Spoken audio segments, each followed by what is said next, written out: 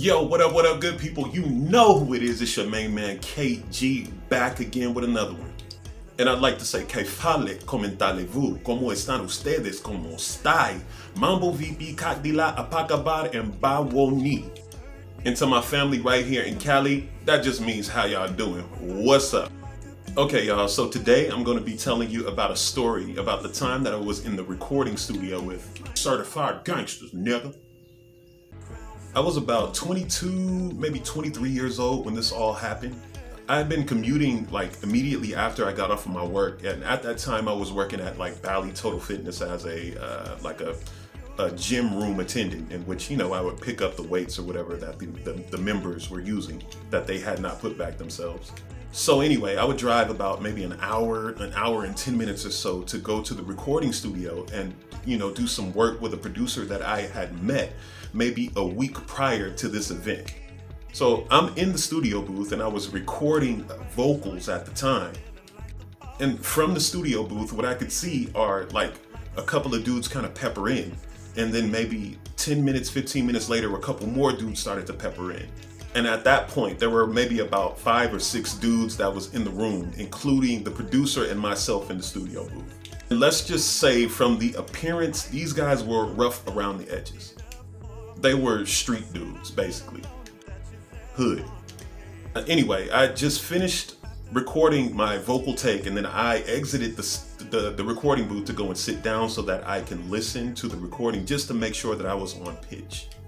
And, you know, as I sat down or whatever, it was like an intuitive kind of a thing that took place within me. And my inner voice was saying like, what the hell are these dudes doing here? I know they ain't got nothing to do with music. Why the hell are they even in the studio? Now, mind you, I did not say this out loud. It was my inner dialogue.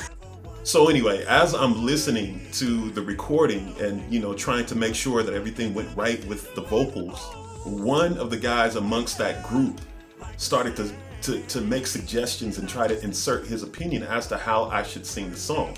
He was like, hey, la homie, I think you should sing that line like this. That hoe is crazy, but I wanna give her my baby. The hoe is mine. I'm first in line. Yeah, that's gangster right there. That's gangster right there, huh, y'all?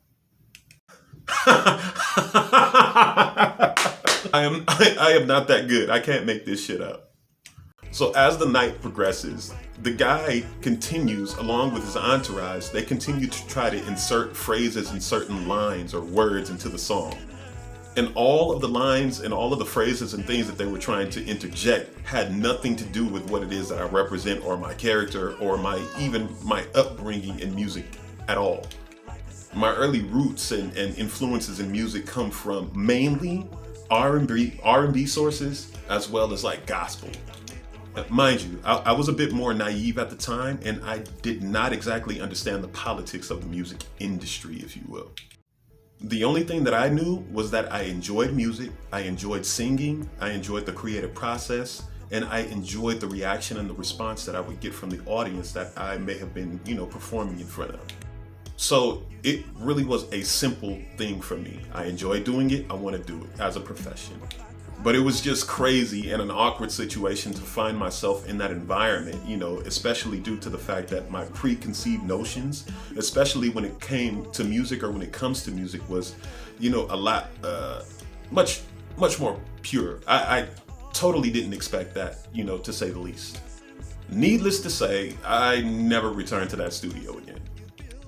Now, as a result of this experience and a little bit of research, what I learned much later is that when it comes to intellectual property rights, and say in this case, we're talking about a piece of music. So if a person inserts a word or a phrase into a song, into a written lyric or whatever, if they put a lyric into that song, they can receive writer's credit.